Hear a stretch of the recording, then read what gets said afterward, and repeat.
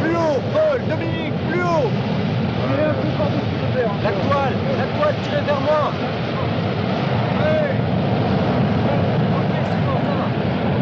La flamme, il faut la centrer.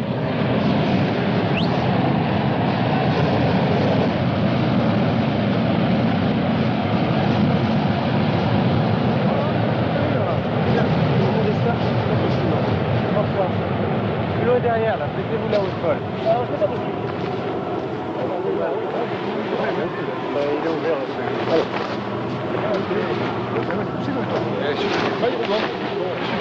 Peut-être l'air.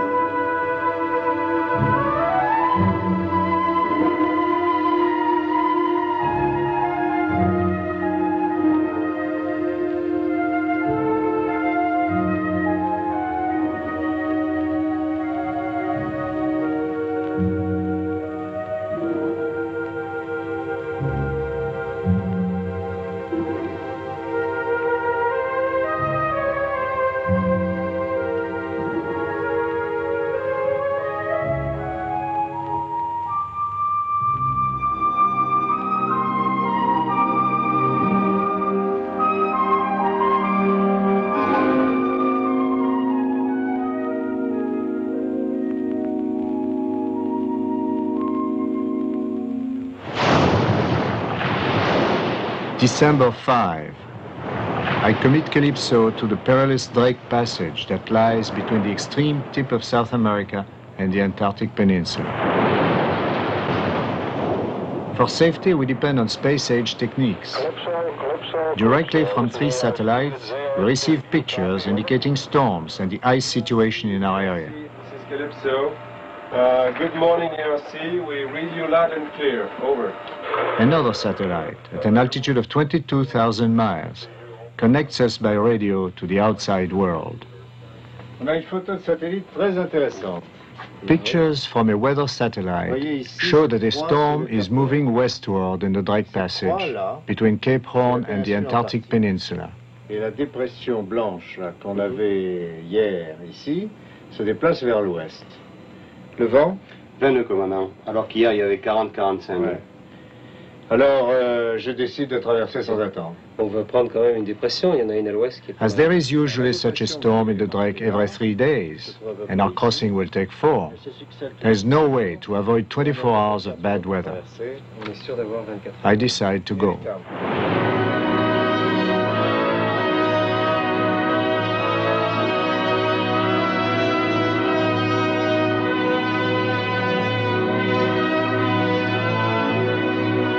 The wind, about 20 knots, is not yet alarming, but the swell is rising and the clouds are low.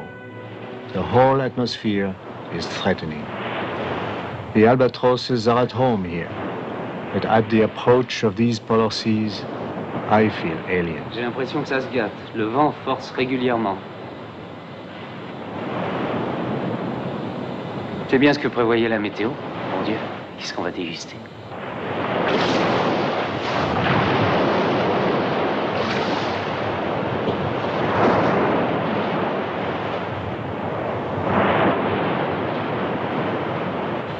In the afternoon of December 7th, the wind turns to southeast and reaches 45 knots. The sea is rough, but I am happy to feel my Calypso, although overloaded with equipment and supplies, ride up the waves like a seagull. I had promised a traditional bottle of rum to whomever would spot the first iceberg. At dawn on the fourth day, Roger Bruno and Albert Falco win the prize.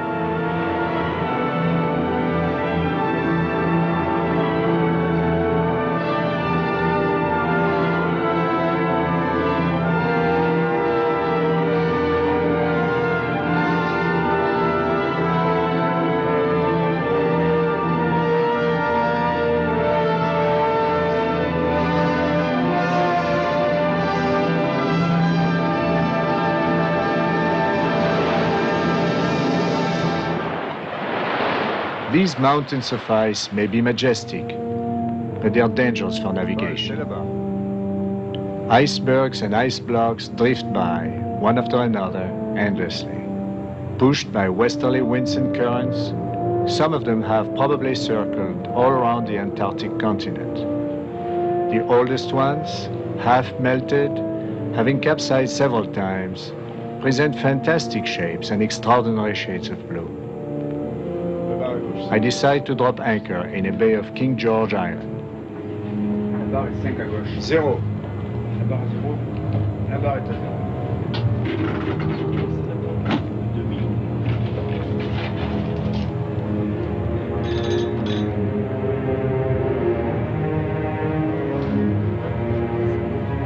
It is snowing when we land in Leopard Seal Cove. With us is Dr. Raymond Duguy of the Paris Museum of Natural History.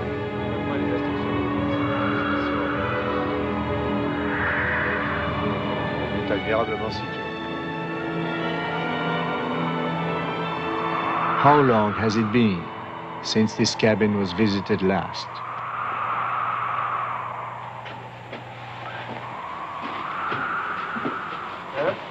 This was obviously a meteorological station. After the explorers came the scientists. Weather observations were essential for climate studies and to safeguard ships that ventured into this region. People have suffered here to serve mankind, but today their work is done far better by satellites without risking human lives. Snow has penetrated everywhere, but here are mattresses, books once read, cans of food still unspoiled, and on a table, condiments left behind. For 13 years, the building has been unattended, yet it is as if it were only yesterday. Antarctica preserves everything, but one feels that here, life hangs only by a thread. Nearby, on a wind-swept promontory of ice and rocks, a line of tombs marked by weathered wooden crosses. Les noms sont gravés.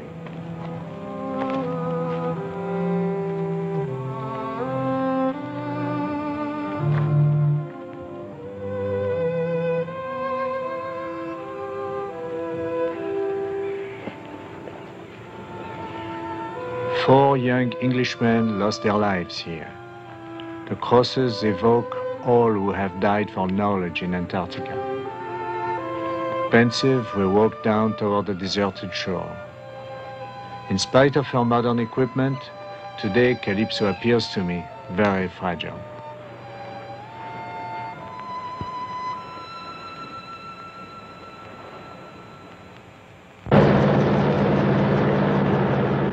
December 9th, weather is improving. From the helicopter pad newly assembled on the stem of Calypso, I take off with our pilot, Bob McKeegan. 200 years ago, Captain Cook wrote that nowhere had he observed so much life as in these polar seas. That life, what has become of it today? I am happy to find that entire islands are still inhabited by immense colonies of penguins by the hundreds of thousands.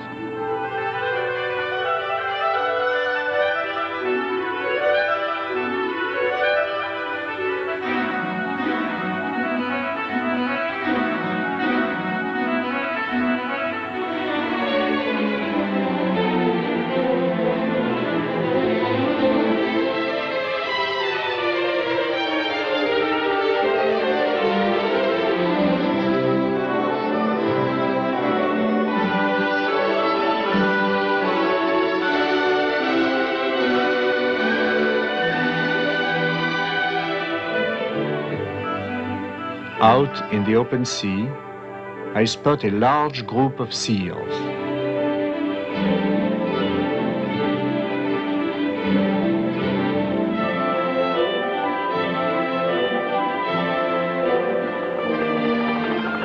On my way back, I have the incredible luck to spot a couple of whales. They are humpback whales. La baleine, droit devant! Alerted by radio, the crew watches for the whales. Hunted without mercy, the humpbacks have become very rare. Baleine, droit devant! During our entire voyage, we will see no more of them.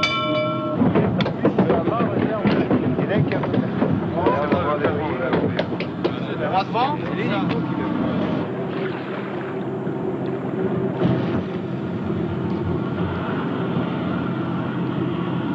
Tribord! Elle saute!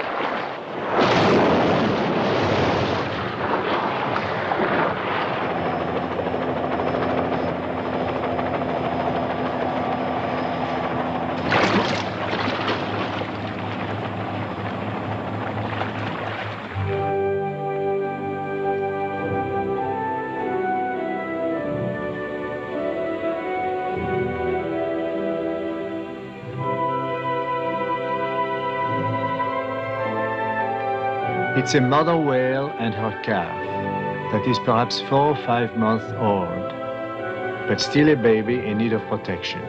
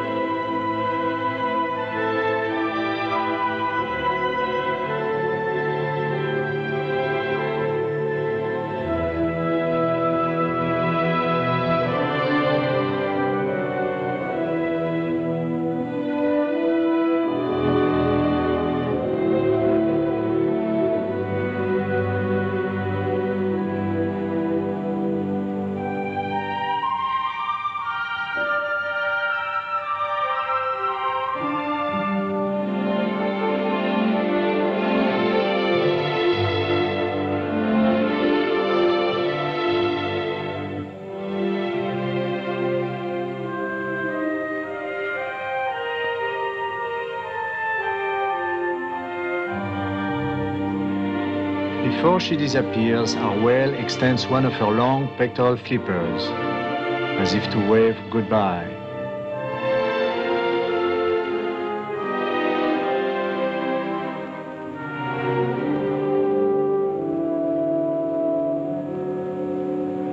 The beach presents a vision out of Dante, an appalling ossuary.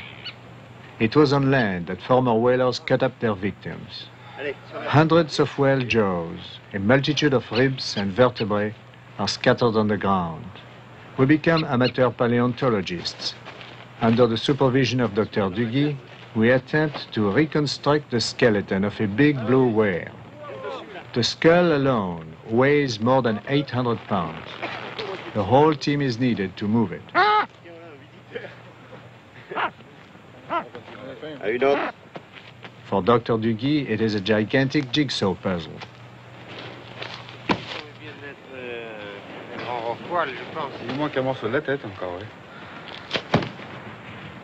The rostrums of the upper jaws average 15 feet in length.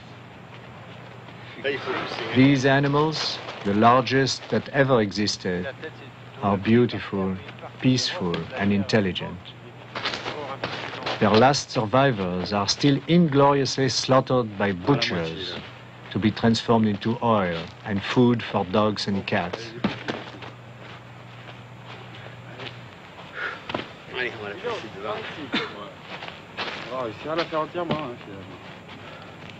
Encore une vertèbre.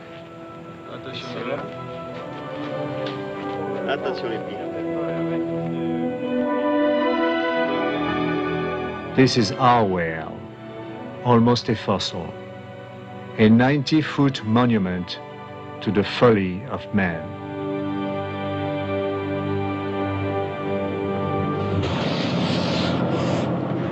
It's a big thrill on board, as Philippe, Bonissi, Cole, Sumian and Giacoletto put on their new dry suits for their first Antarctic dive. Other mammals that return to the sea are protected from cold by a thick layer of blubber. As a substitute for fat, we inflate our outer skin with air.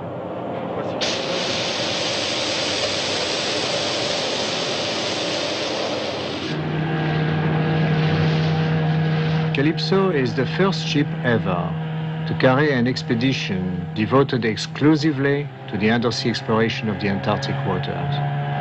Philippe will film all our dives and comment on them. To me, the mountains of ice are imposing, but somehow fixed, impassive, sterile. Could it be the same in the water? The cold that petrifies the sea, has it also killed all life within? The cold. I have been thinking of it since our departure. Comme ça. Okay.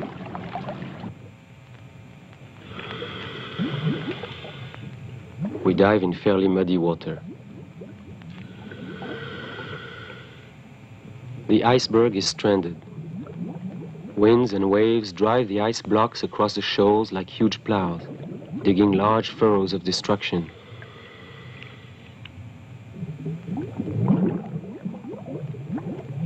I think that all the flat bottoms around Antarctica undergo that plowing to depths of at least 300 fathoms.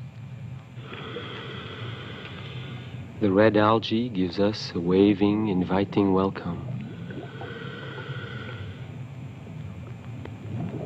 Along a cliff, down to 100 feet, we discover an unexpected profusion of life.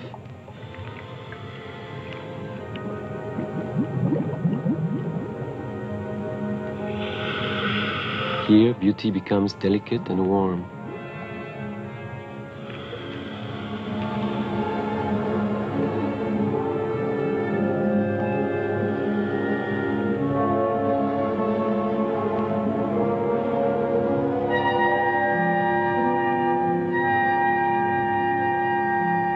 We glide among motley bouquets, amazed, filled with joy.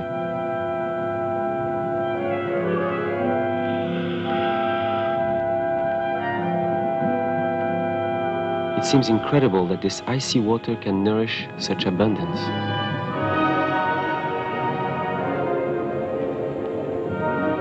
What a contrast to the surface, so stark, so barren, so simple. A group of penguins are drifting slowly on an eroded ice block.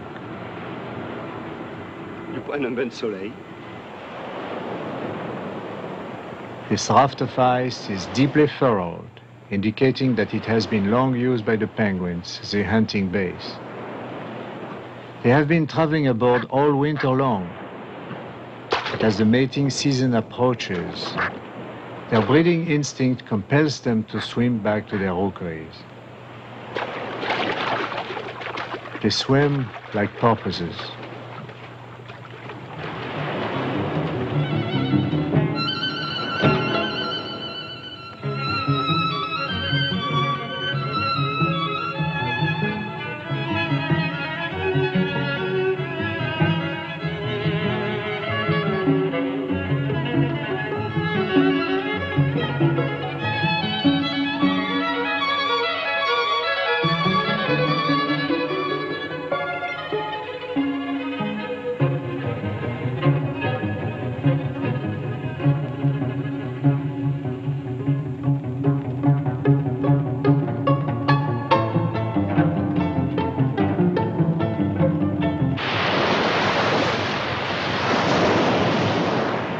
With the coming of the Antarctic summer, the ice breaks up and reveals the shore. The penguins, of an age to mate, from 4 to 12 years old, return in spite of the breakers to the very location where they were born. Because of their oneness with the sea, and because their powerful wings allow them fantastic vertical leaps, they are able to make their way through the surf without being crushed.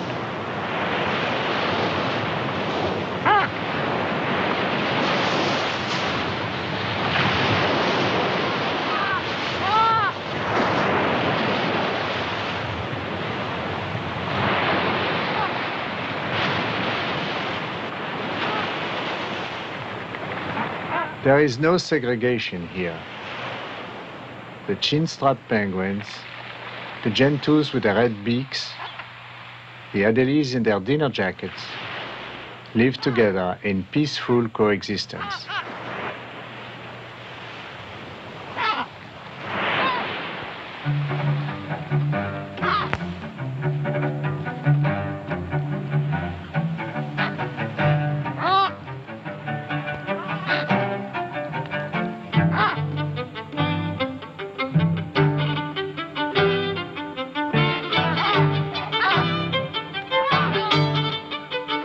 The males arrive before the females. Sitting on their nests of stones, they vocalize madly to attract their mates.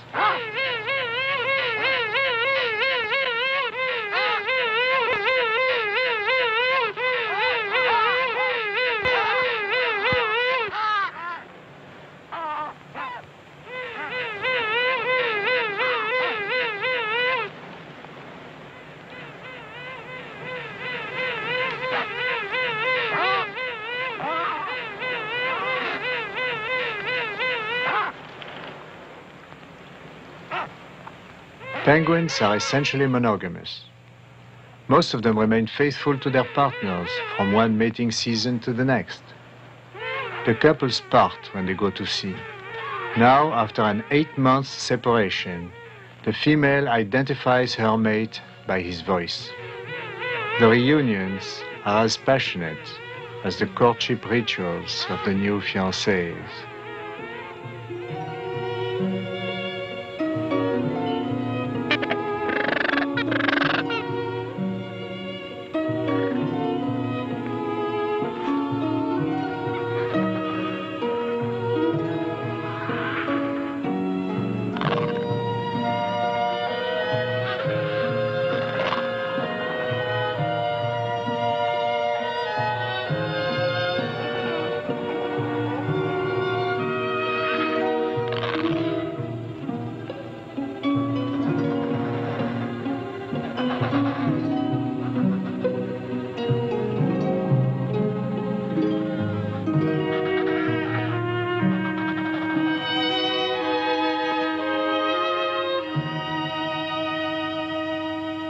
Il y a déjà des petits, ils sont en avance. Oui, les pauvres. Some of the eggs have already hatched.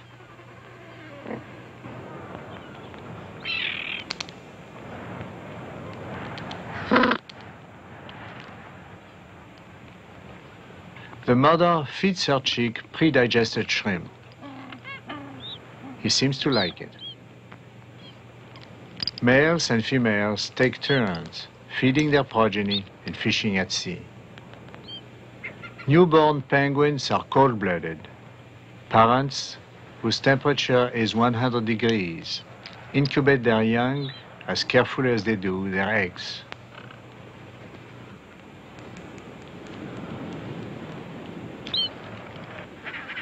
To keep feeding all the hungry little ones, the adults must go to the sea.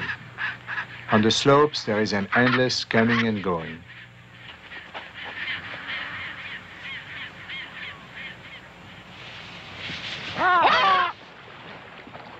The sharp-toothed leopard seal, one of their few enemies, awaits them at the water's edge.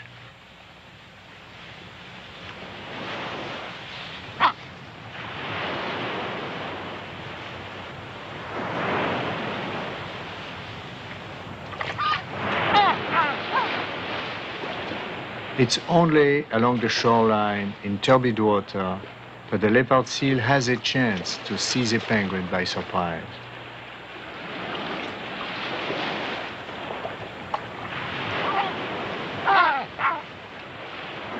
Falco keeps the peace. There will be no hunting today.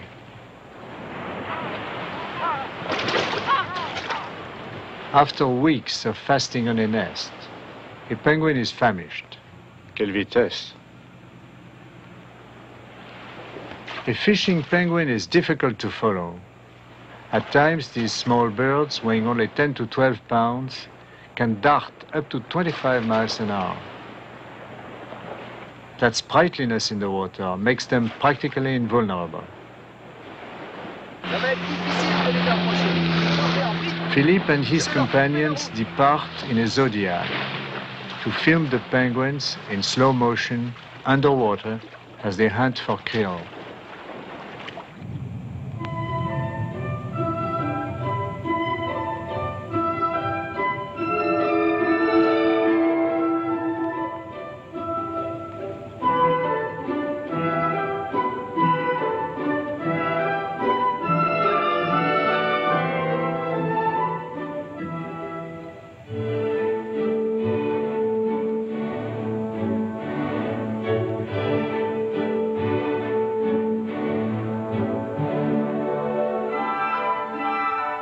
The krill upon which penguins feed, as do seals and whales, is a mass of innumerable pink shrimps.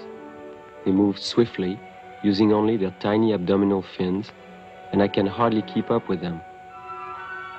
The Antarctic produces over 100 million tons of krill every year.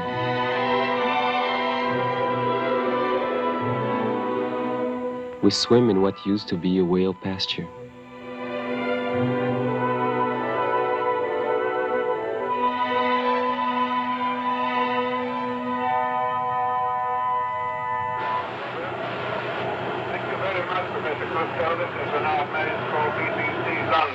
By satellite on board Calypso, I hold an international press conference.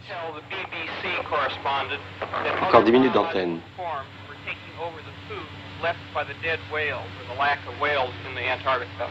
What I was saying is that the abundance of life in the Antarctic at the level of primary production of the vegetable production is enormous. And the first beneficiaries of this production, with only one intermediary, which was the krill, the mass of little shrimps, red shrimps, which abound in this area, were the whales. Now, these whales have been decimated. There is only 6% of them left today about. So that a tremendous amount of unused food is now used by less interesting forms of life like starfish, for example. So that because of the poor management of man with the whales, there is a continuous waste of biological resources in the ocean today. Over.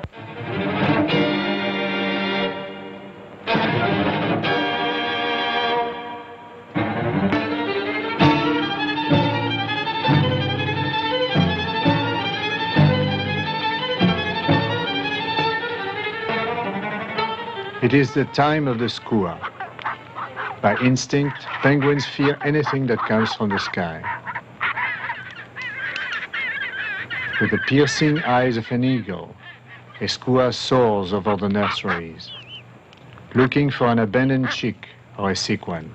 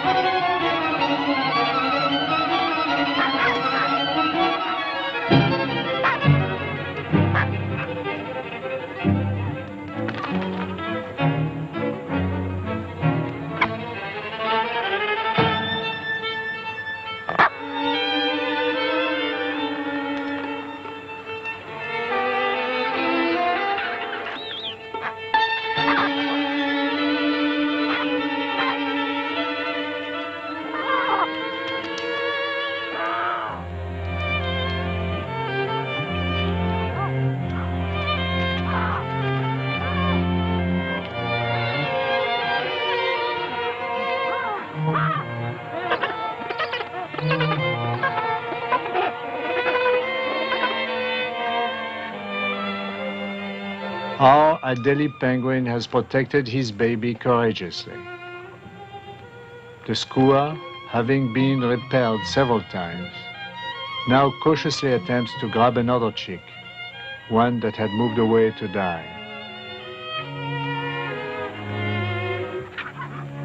He's forced to give it up as the penguin, with fierce eyes and his neck feathers erect, drives him from his prey.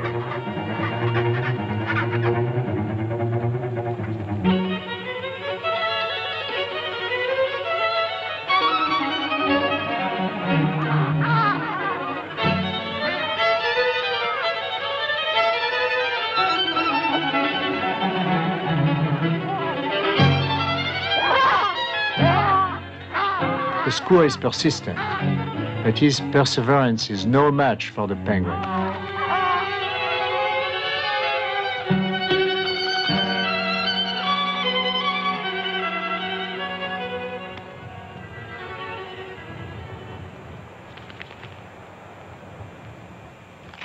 Michel Laval and Dr. Duguy have gone to search for fossils on King George Island. Two skuas charge them. The men fear for their eyes. Michel, un autre.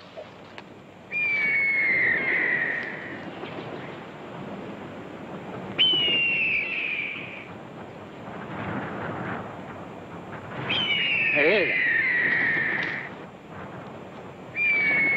il nous attaque? Non, non, ce n'est pas une attaque. Il voulait nous intimider.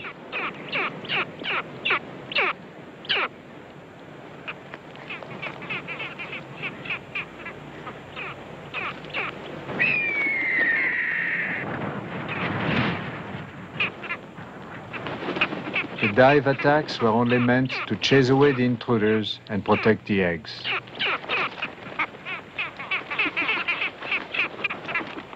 After the failure of her intimidation maneuvers, the female skua now sits firmly on her nest to defend it. Michel is responsive to the bird's distress. With gentleness and quiet persuasion, he tries to convey his good intentions.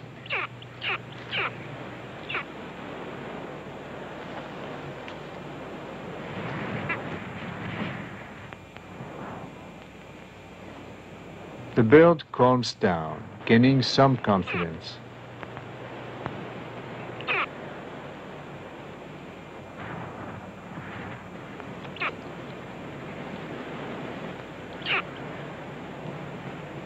Under her breast feathers, Michel can feel her still pounding heart.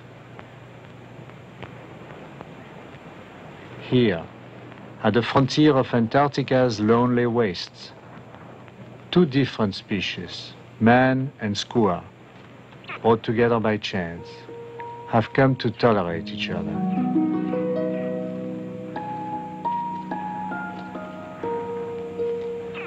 Michel leaves, knowing too well that such moments are merely brief exceptions to the laws of nature.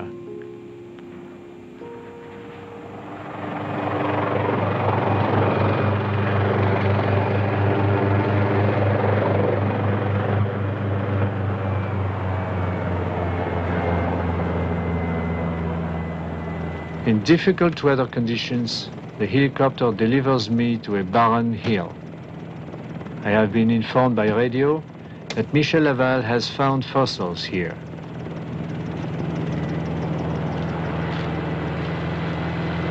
Alors? On a trouvé des merveilles. Hein. Vous avez trouvé des choses? C'est terrible. À toi. Il y a celle-là, cette feuille, là, il y a une petite branche que l'on voit là, et cette feuille qui est ici, dont on voit également l'empreinte. Ah oui. Et on voit la branche. L'empreinte est également ici, là il y a exactement donc la même feuille, puisque c'est la partie femelle. Et alors derrière, ici, il y a également des feuilles qui sont très évidentes, là, qui ressemblent à une sorte de feuille de... It is impossible that plants and trees could ever have grown in such frozen soil. However, here are fossilized leaves. They bear a striking resemblance to those found today in the forests of Patagonia. 170 million years ago, This land was part of Gondwana land, a supercontinent. It was connected to India and South America. When that supercontinent broke up, Antarctica drifted toward the pole, where it was covered with ice.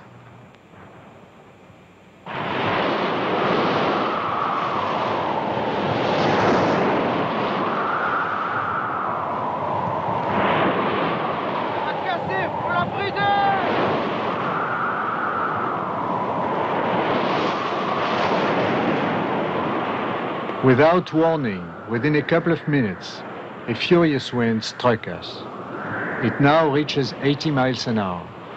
The stern anchor does not hold. The ship is drifting. We could be carried to shore and wrecked on the rocks. We must act fast. Dépêchons-nous, oui la bosse. L'arrière, vite. Tous à l'arrière. Lance décroché. On chasse. Le train, ne vient plus. Est-ce qu'il y a du jus sur le train, nom de Dieu? Merde! La jarrière! Essayez de remonter l'ancre avec la grue! The anchor winch is frozen. Our only chance is to try to use the crane. Électricien! Pour la grue! Ça vient, passerelle! Mais pas vite! À monter! Stop!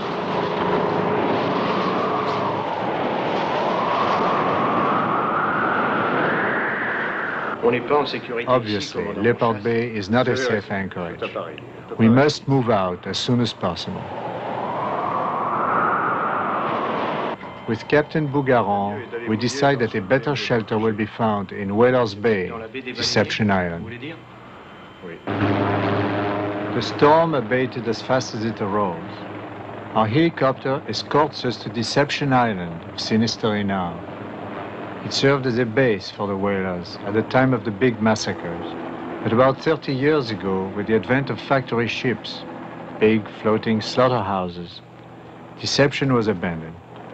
So enters a narrow passage flanked with sheer cliffs that whalers called Neptune's Bellows, Dragon's Mouth, or Hell's Gate.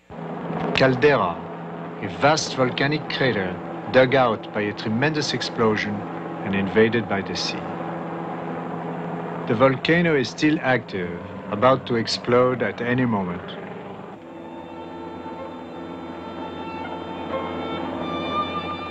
Between mountains of rocks exhaling fumes, glaciers dirtied with ashes slowly flow to the sea. Under the snow, hell smolders. It is the improbable wedding of fire and ice.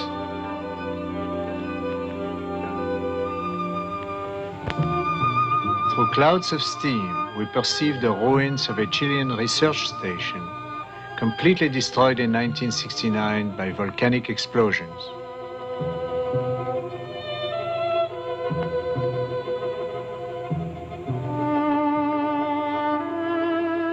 There have been 3 explosive eruptions on the island during the last 5 years, and each time marine charts had to be modified. A climbing team led by Michel Laval has been improvised. Our aim is to reach and explore the deep fracture in a glacier that was blown up during the 1969 eruption. Michel Laval is an experienced mountain climber. The others, including Philippe, are novices. Our progress is difficult on granulous, red, lukewarm lava. Everywhere snow is melting and the soil is streaming with water that turns it into mud. Within the cracks it is so hot that water is vaporized. The entire side of the mountain appears to be covered with volcanic vomit.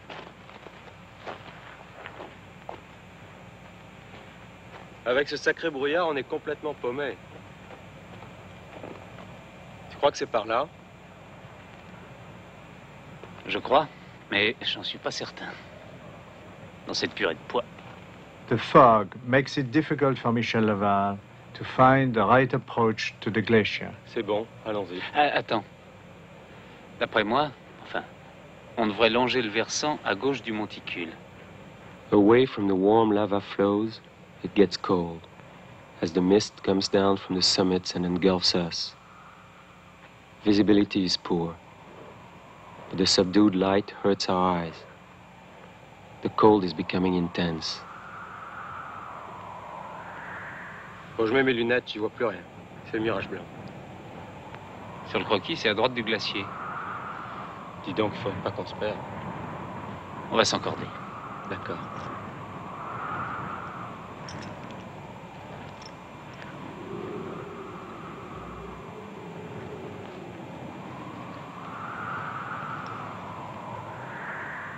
Using our compass, we tried to avoid a field of cracks on the south that I had spotted from the helicopter.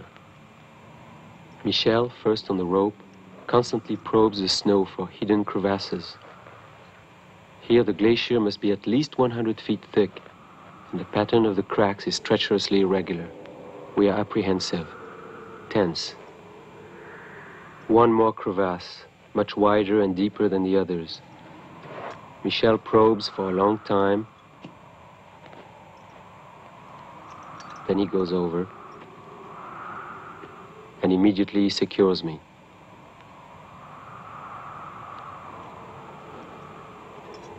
We follow Michel, doing exactly as he tells us. A feeling of malevolent spirits around us, of imminent drama, pervades me. If only that fog would lift.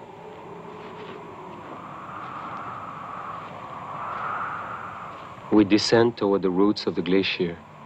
It is satanic, an inferno that has frozen over, exhaling fumes and steams, about to explode again.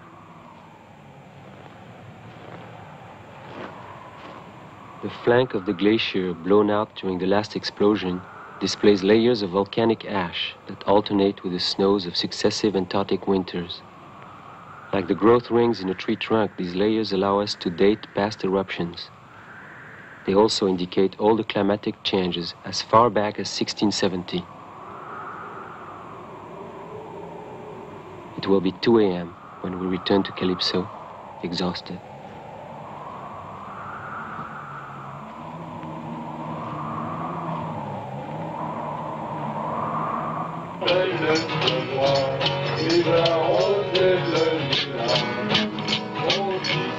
The next day aboard Calypso, it is Christmas Eve.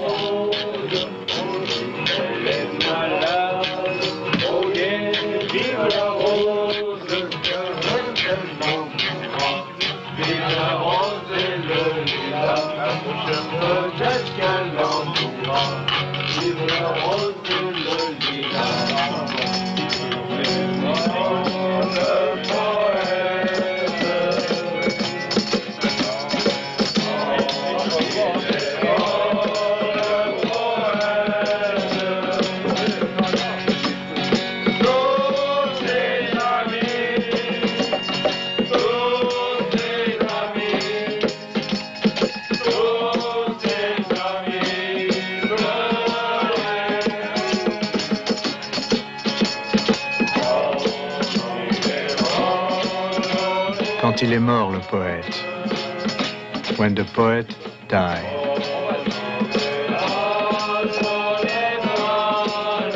When the poet died, they buried his star in a great field of wheat. All his friends shed their tears. Michel was our poet, and this was to be his last Christmas. December 28. Michel Laval lost his life in an accident, instantly killed by the tail rotor of the helicopter, while on the ground close to the volcanic crevasse of Deception. Nature reclaimed him on the border of the unknown.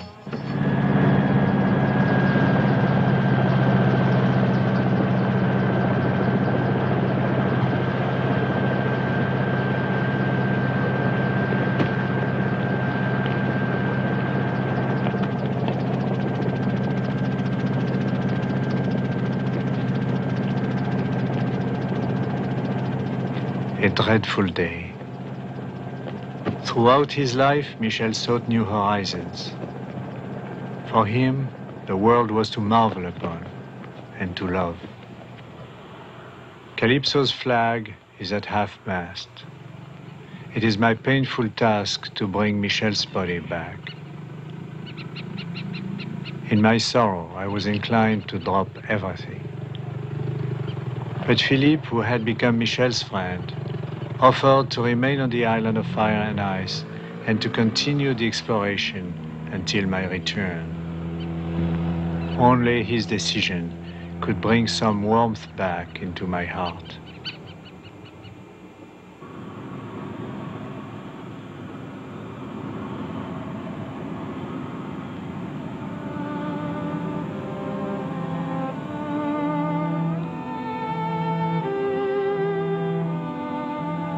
For 9 days, the shore team, left to themselves on that accursed island, will establish camp in the ruins of a British base and make extensive exploration dives all around Deception.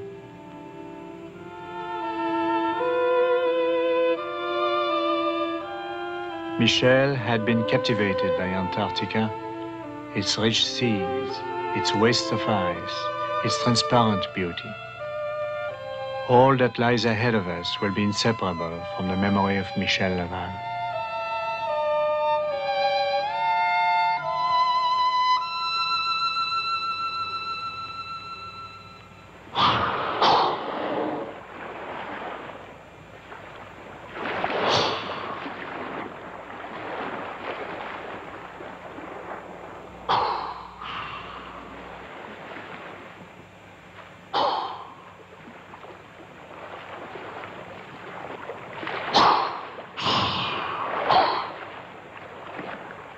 These majestic living torpedoes are orcas, nicknamed killer whales, the most powerful predators of the seas.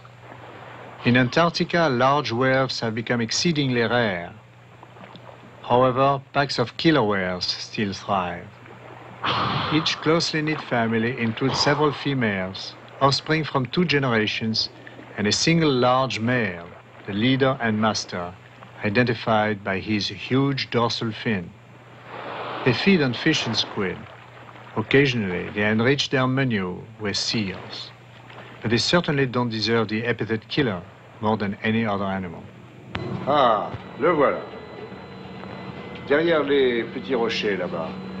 January 16, we proceed to the Melchior Archipelago for refueling, essential before we venture further south. On la coste? Oui. Our providential supply ship is the Bahia Aguirre of the Argentinian Navy.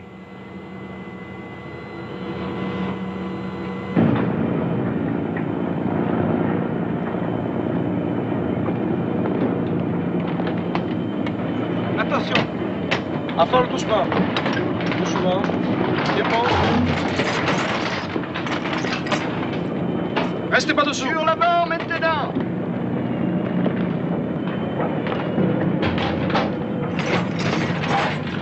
Attention d'abord, c'est bon.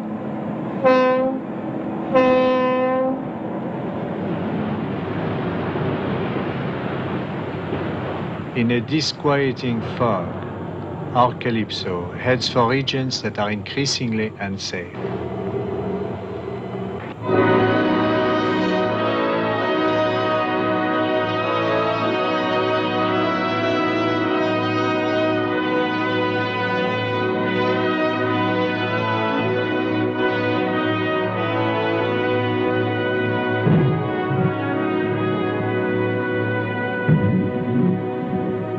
Progressing south, we have crossed the Antarctic Circle 200 years and 2 days after British explorer James Cook first passed it in 1773. January 23, NASA warns us that towards the south, the Bellingshausen Sea is frozen 120 nautical miles further north than last year. Fragments of ice increasingly obstruct our course, but weather is fine, and we all want to reach Seal Country and dive under the ice pack there. Now we are about to slip into a narrow channel flanked by cliffs of ice. 3 a.m., the break of day.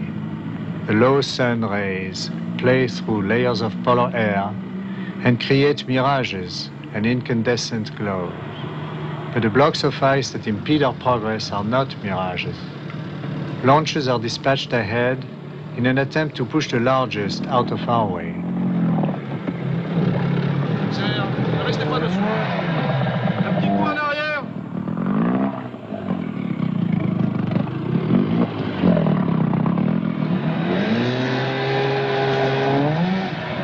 The observation chamber in front of our stem is made of thick steel and acts as a bumper.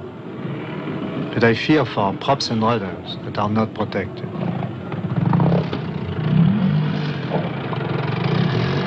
Attention, à gauche un peu.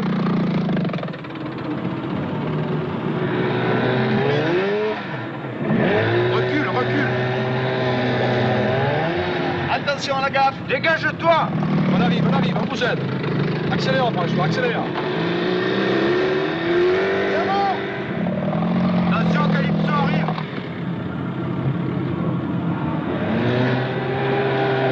Ne vous engagez pas dessous le chaland numéro 2.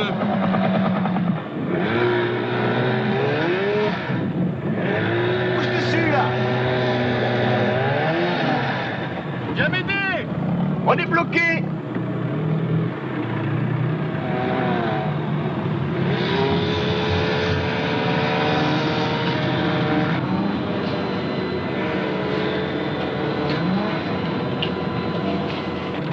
Unsuccessfully, we struggle against the chaos of ice that is thickening.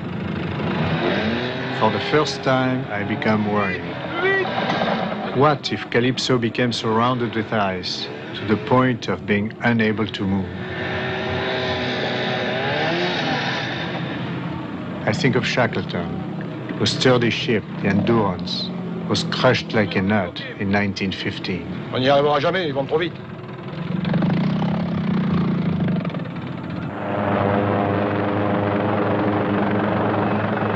I send the helicopter on a reconnaissance flight. Bob McKeegan and Philippe will look for a way out of the trap. They keep radio contact with the bridge.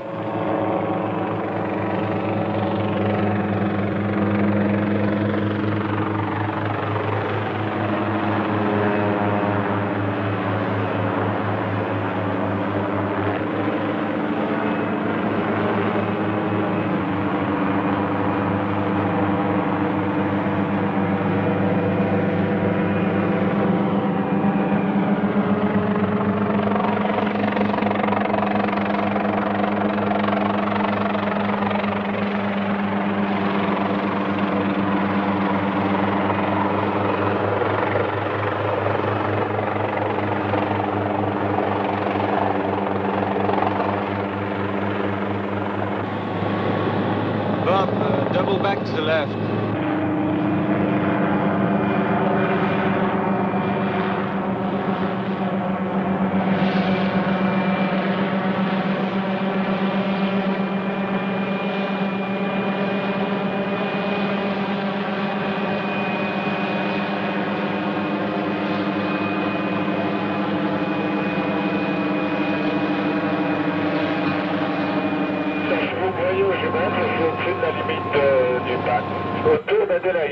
La barrière que nous avons devant nous là actuellement, est-ce que vers le sud on peut la contourner?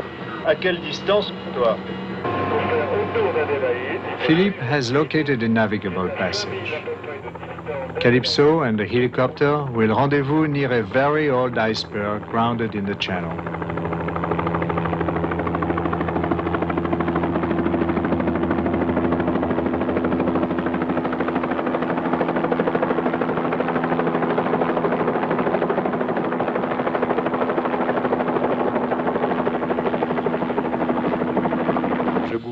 Sur le gros iceberg, commandant? Oui, mais passera à droite.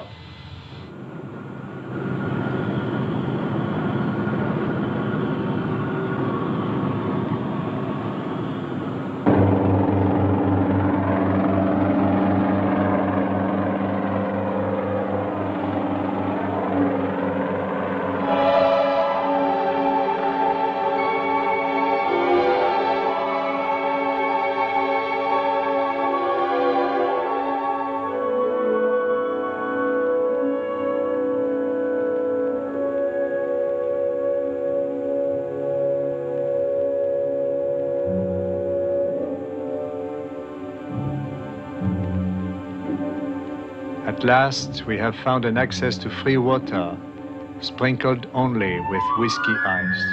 We all breathe a bit easier. We have gotten off lightly, with only a few scratches on the hull.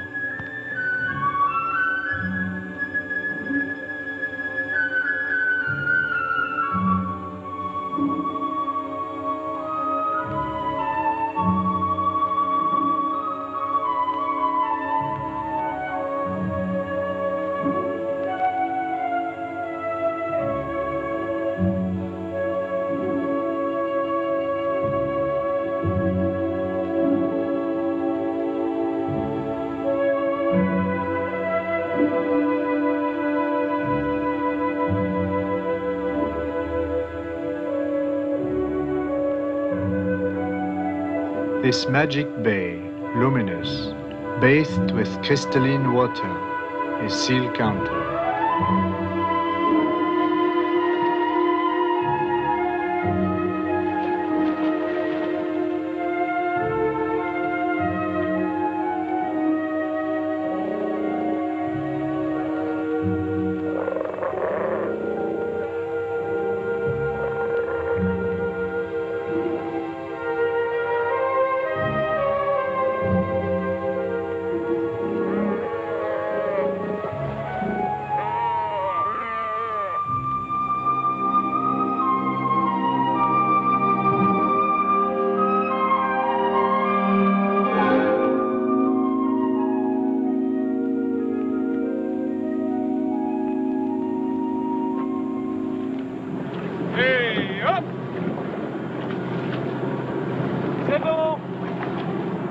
Calypso is made fast to the pack as to a wharf in a harbor. Yet I am concerned. The sea is freezing. Our launches try to churn loose the ice freezing around Calypso that could lock her in within a few hours. We must depart before nightfall. These improvised sleds, loaded with diving equipment, make me feel like we are playing explorers of old. The ice pack is cracking.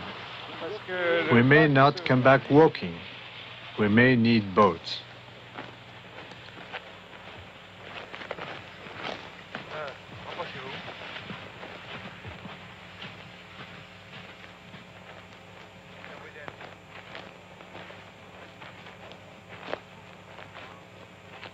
To achieve such round, smooth holes, the Weddell seals gnaw through ice 6 feet thick. Alors, il y en a un qui était là, et l'autre qui est là-bas. Malade, t'as enrhumé. Voilà, mon petit père, pour la postérité.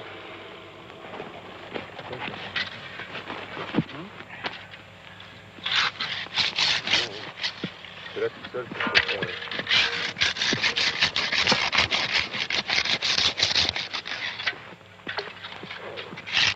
C'est un jouet d'enfance, ça. On peut essayer les deux, hein, c'est un peu. Essayons les deux. We will slightly enlarge 2 holes. Philippe and Simeon will be able to dive through one of them, and in case of trouble, come back up through the other.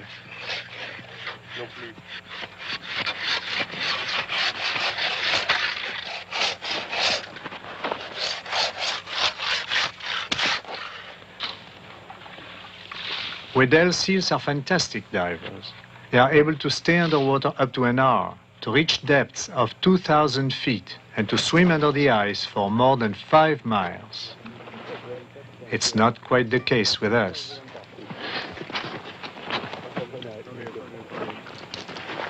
Ça d'abord, hein. Faut qu'ils en arrivent.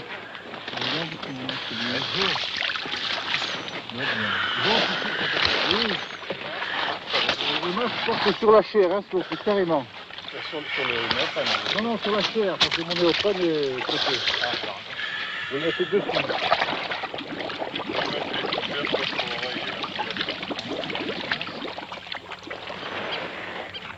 The water below is dark, frightening. A strong current could sweep us far under the pack, away forever from these openings to life.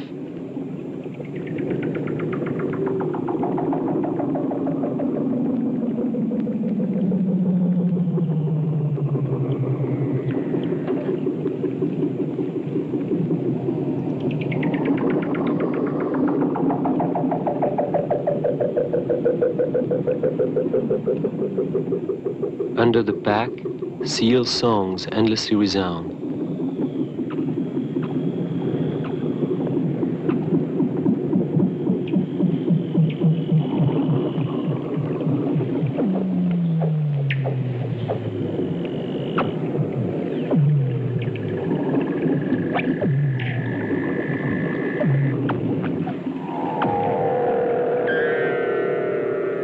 A Weddell seal gracefully slips into the water.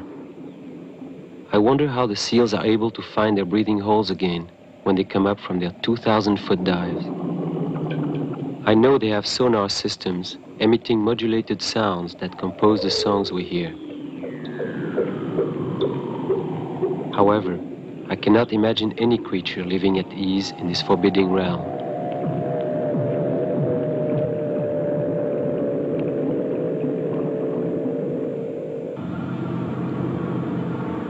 I am eager to take down the diving saucer to explore the deeper polar waters. It's the first time ever that a submarine has been used in Antarctica.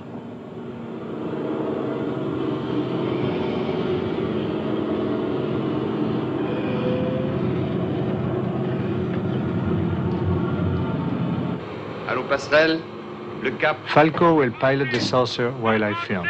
Ok, passerelle. At my disposal, I have a remote-controlled exterior camera mounted on a tripod.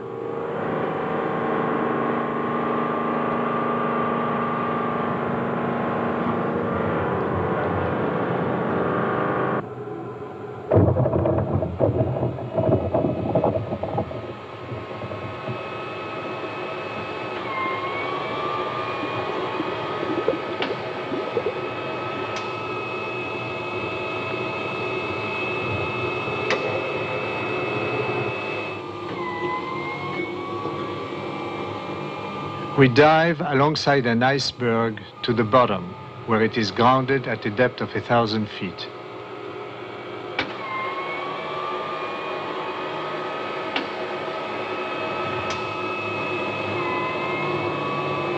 As we reach the bottom, I am struck by the abundance of life. We advance through clouds of small fish.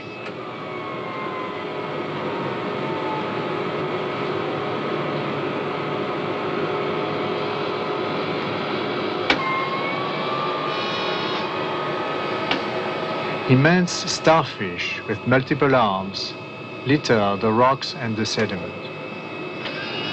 Probably dazzled by our lights, small fish bump into the starfish, get ensnared, and will be devoured.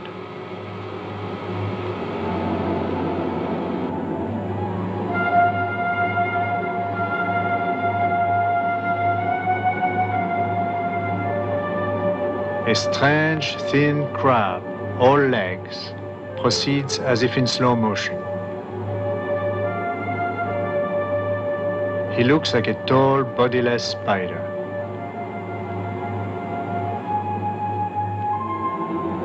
Our old friend the octopus seems to be as much at ease in these cold waters as in the Mediterranean.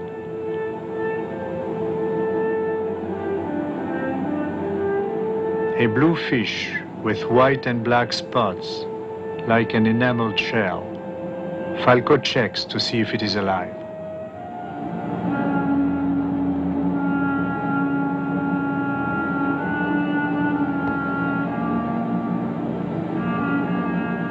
Vous savez ce que c'est, cette chose-là?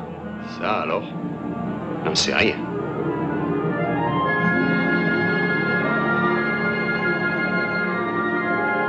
This incredible creature is a coelenterate. The strange ball attached to the rock by a filament is both a mouth and a digestive tract.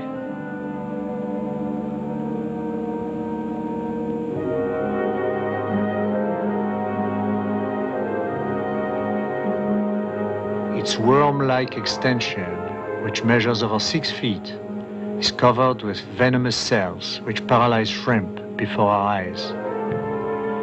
It twists and curls around its prey and contracts slowly to bring the victims to its mouth. It's terrifying.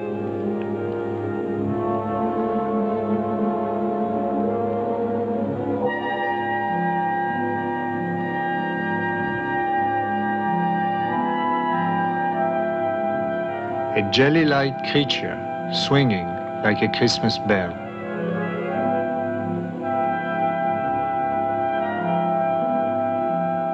A pink snailfish waves lazily, digging out small prey from the diatomic ooze.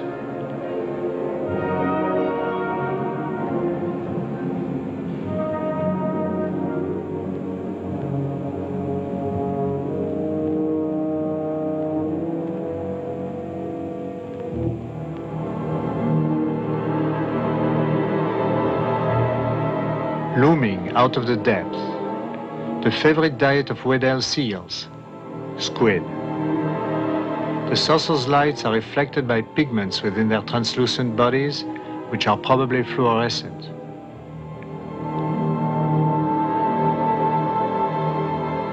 This is the first time that live squid have been observed in the Antarctic. Another species of squid with wings of transparent gauze.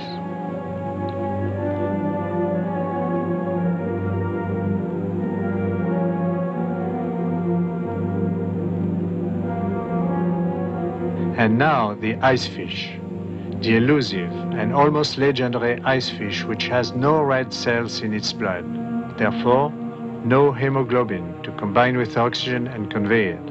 It is dissolved oxygen only that is carried by the colorless liquid pumped by its heart. The icefish has never been filmed before in its natural environment. When the temperature goes below 28 degrees, the icefish releases into its blood a special protein, much like a driver puts antifreeze in his radiator. The teeming world we live below thrives at the very edge of life. In water, 1 or 2 degrees colder, nothing would survive. On est resté 4 heures au fond. Ça passe vite. Falco aims upward the jet nozzles that propel the saucer, thus indicating our location to Calypso, so we can be hoisted out of a rapidly freezing sea.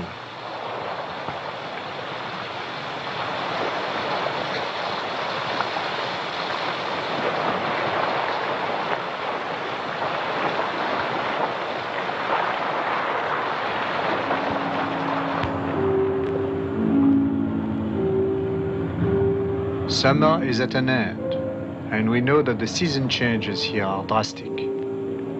But we want to go on with our work for as long as we can. En route to Esperanza, Hope Bay, at the entrance of the Weddell Sea, Calypso makes her way between islands, reefs, and icebergs. Cette espèce de yo-yo. Ah oui. Like a yo-yo, a hummock of ice bobs, oscillating in resonance with a long swell.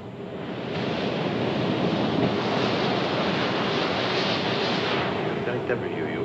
C'est curieux. Avec le courant, il dérive vers le sud. Eh bien, Le passage n'est pas très large. il faudra passer à droite.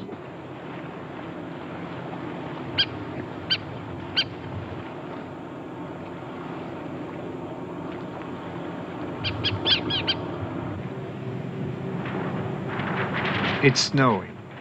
The temperature, both in the sea and in the air, has dropped abruptly.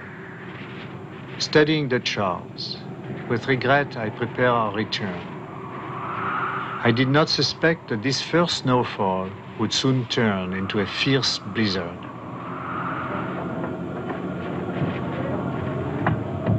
In the meantime, Philippe and Falco organize the last dives before the onslaught of winter.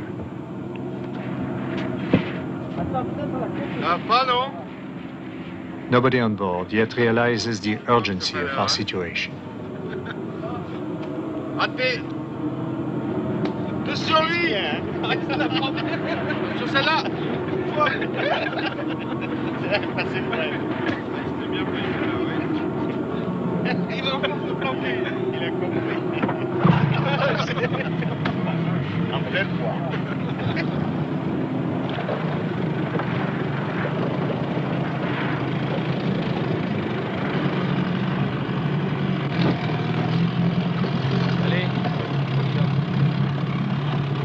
Dirige-toi vers le fond de la baie.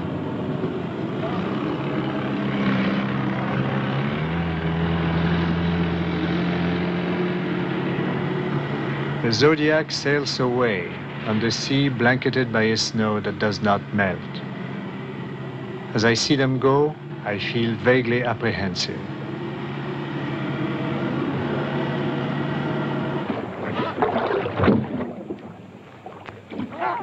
We land on an ice floe already occupied by a few young ones. As children do, they play catch with the snow as it falls.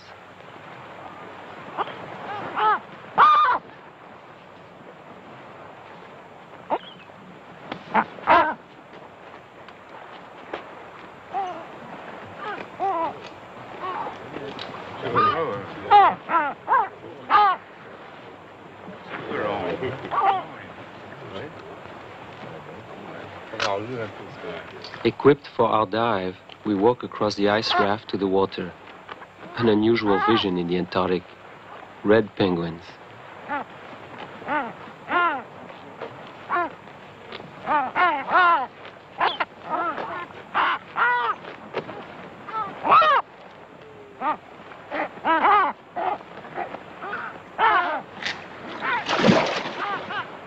The snow is falling even more heavily. It is with relief that I escape the snow and slip into the sea.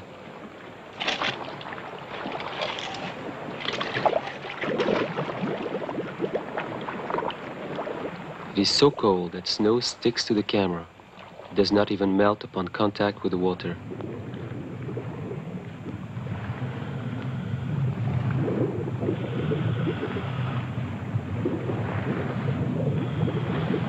We swim under a translucent canopy between columns of ice in a world with no shadows.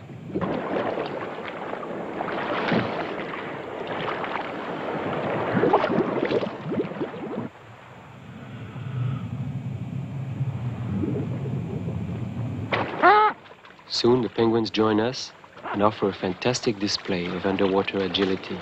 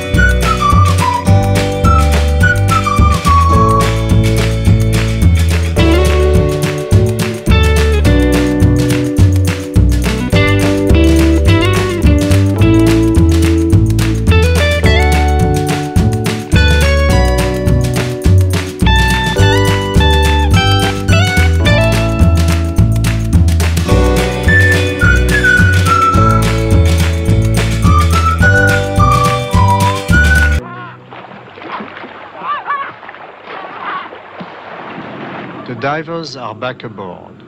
A long, smooth swell is up now with no wind, a bad omen. February 9, the barometer is falling and the birds are flying away.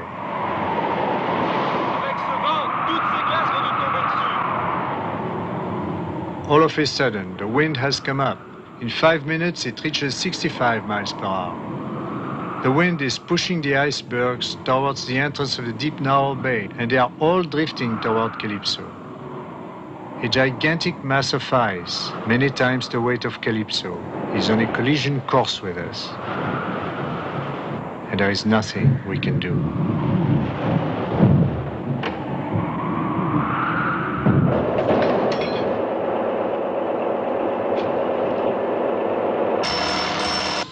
Passerelle, écoute. Répétez, répétez. Bien reçu. I know Calypso has been severely injured.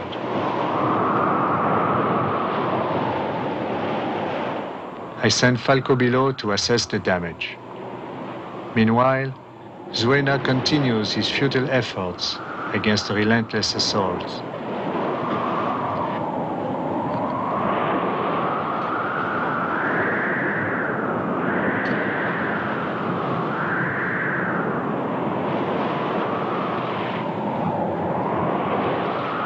la chaîne, à la chaîne. When Falco returns, the wind is stronger than ever. And although by now it has driven most of the icebergs away from us and toward the open sea, the damage has been done.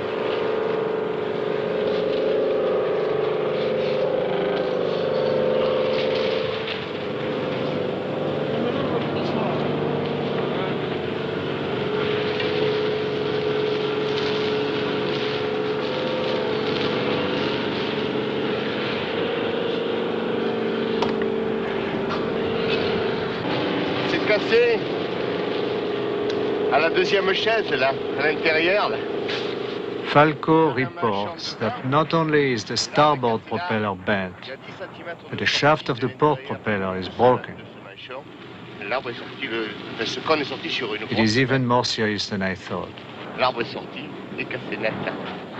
Alors, j'ai regardé. The shaft cannot be repaired.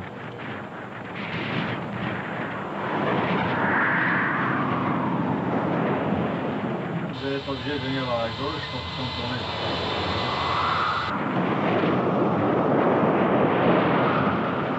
The blizzard is just beginning and it is turning day into night.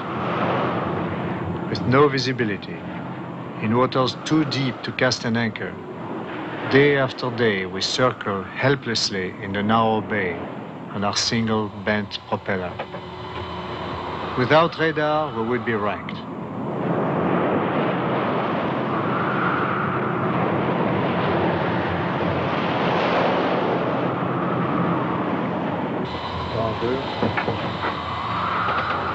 On the third day, the wind goes up to 100 knots, 120 miles an hour.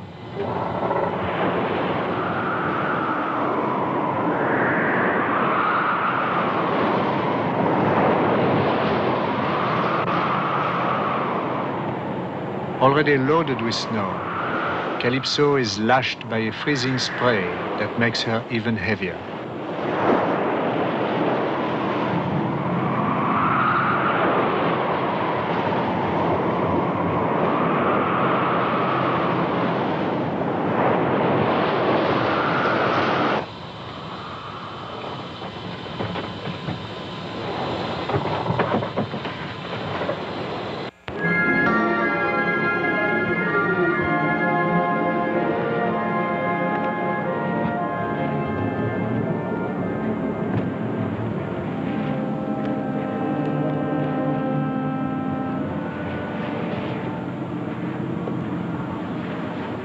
At last, the storm abates, and I have my first opportunity to check out our poor ship. The deck is heavily loaded with snow and ice. All riggings are covered with thick frost. The winch is a mass of ice and most certainly could not operate.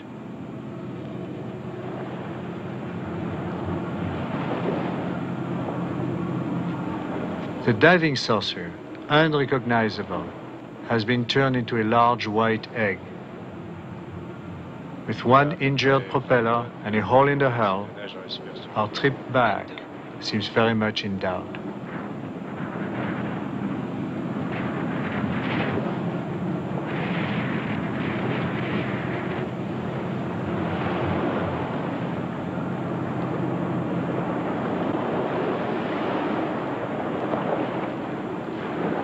Calypso has a 5 degrees starboard list. I estimate she's loaded with about 30 tons of snow and ice. She's dangerously top-heavy and could possibly capsize if a storm hit her again. Meanwhile, we begin digging out our ship. Plus de 25 tonnes. Alors, je crois qu'il faut la déblayer avant d'appareiller parce que ça met le bateau en danger. Préparez-vous pour là. The hole in her hull, 2 feet above the waterline, is temporarily sealed. The rear anchor chain is freed. If we are to proceed at all out of this bay, the divers must perform a difficult task. They have to fasten the broken shaft so that it does not ram into the port rudder and disable us completely. From one diver to the next, signals are relayed to Zuena, who operates the winch. and the shaft is secured by a strong tackle.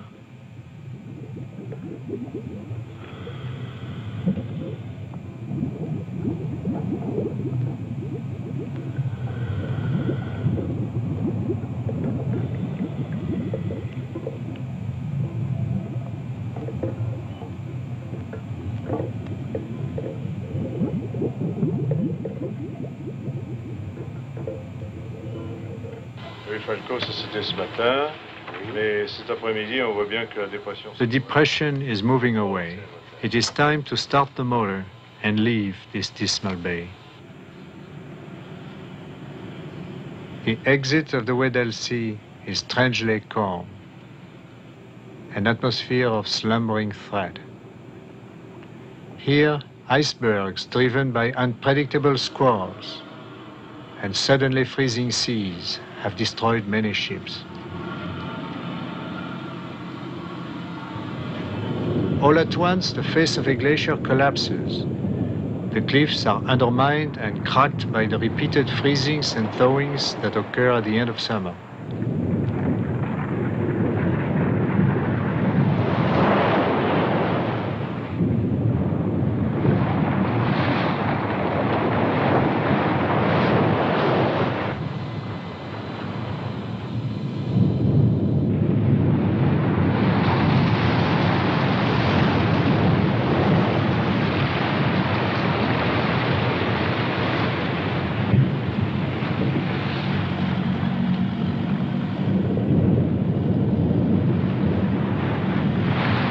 A large section of the cliff falls near Philip's Zodiac, raising a mountain of water.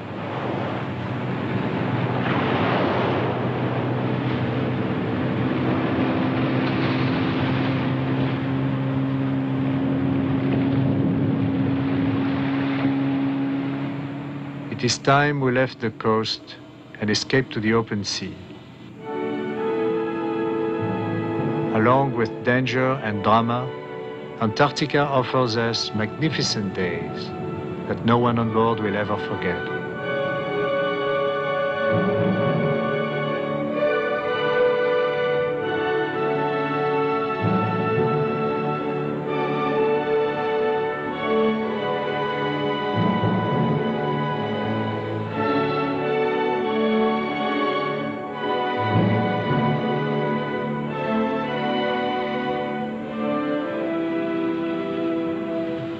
Curieux.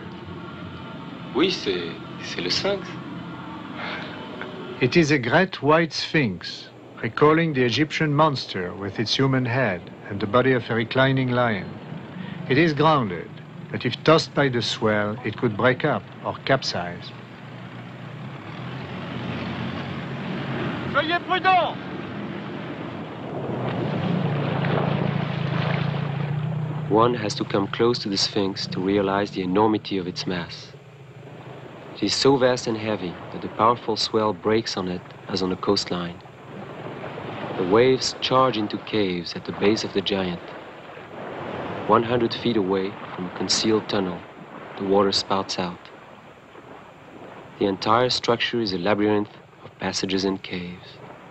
I think of the thousands of years necessary to accumulate snow into such a gigantic block.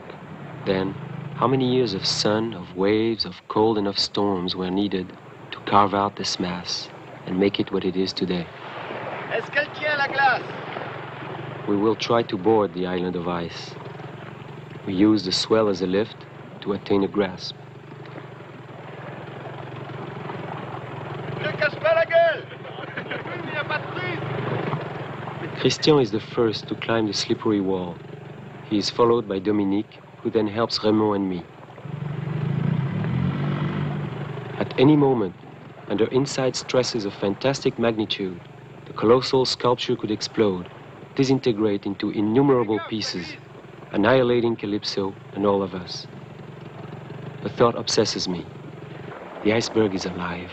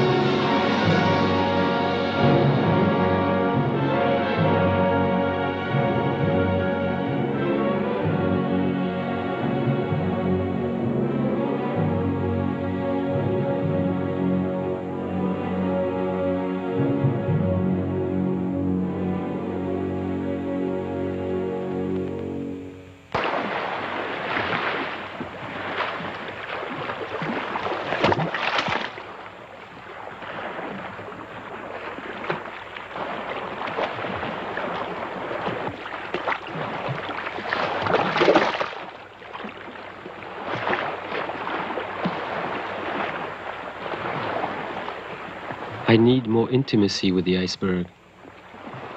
From the zodiac, we discover a fragile cave, an opening into the giant. At close range, one can see that the corridor reaches deep into the heart of the Sphinx.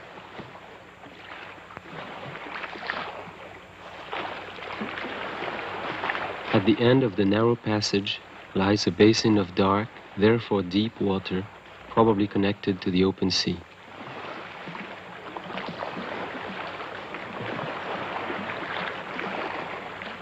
As soon as we're equipped, we slide into it.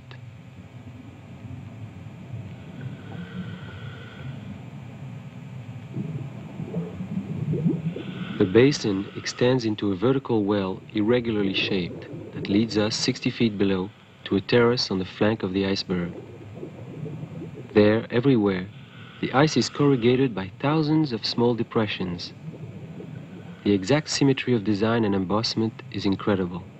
The ice, filled with small air bubbles, is smooth and bright. It was the encounter of freshwater ice and salted seawater that created this improbable surface.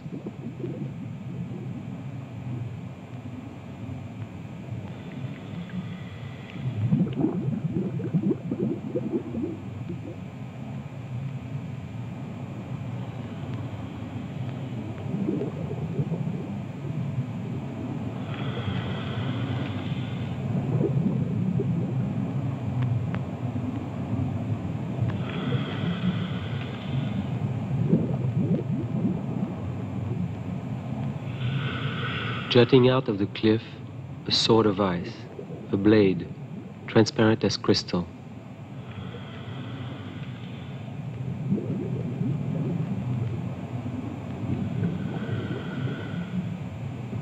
A little lower, an opening gapes in the wall.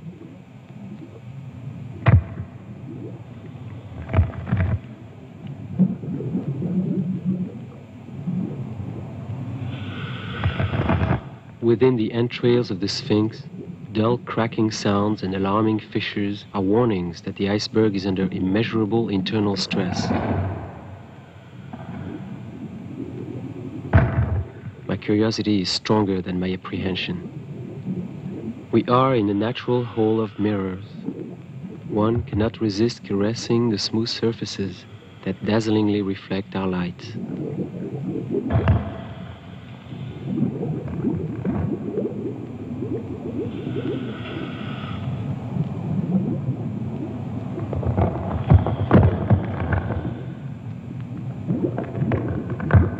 We leave behind the cascading echoes of our bubbles within the palace of ice.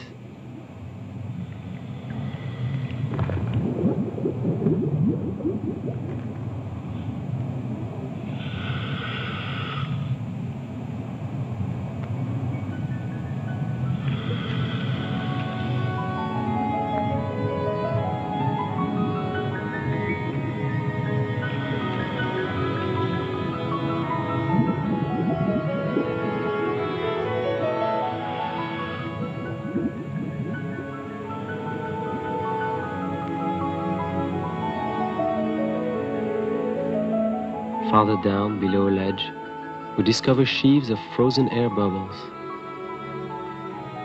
like showers of diamonds.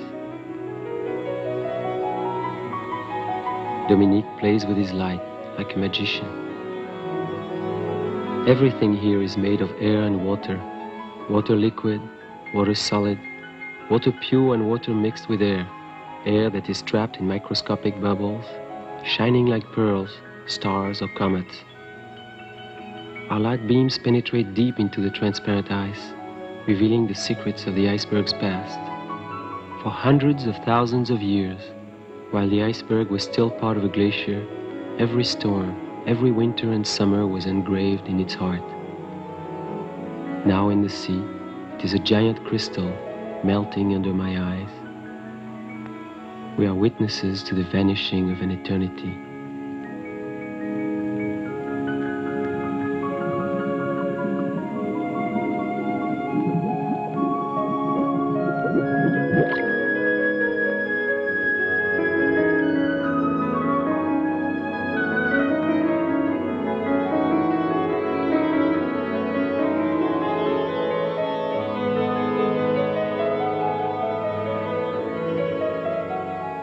In spite of her wounds, Calypso has carried us through our greatest and most daring adventure.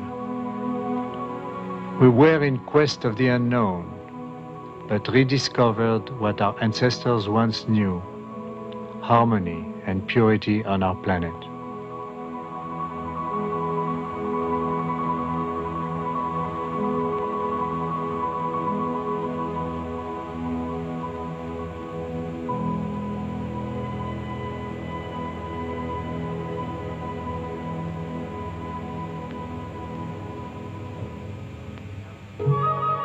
We have confirmed that the southern polar waters are the richest of the world's oceans. May this continent, the last explored by man, be the first one to be spared by man. May out of the errors of the past rise a dawn of respect and love for the free living creatures and pristine beauty of the last virgin land on earth, Antarctica.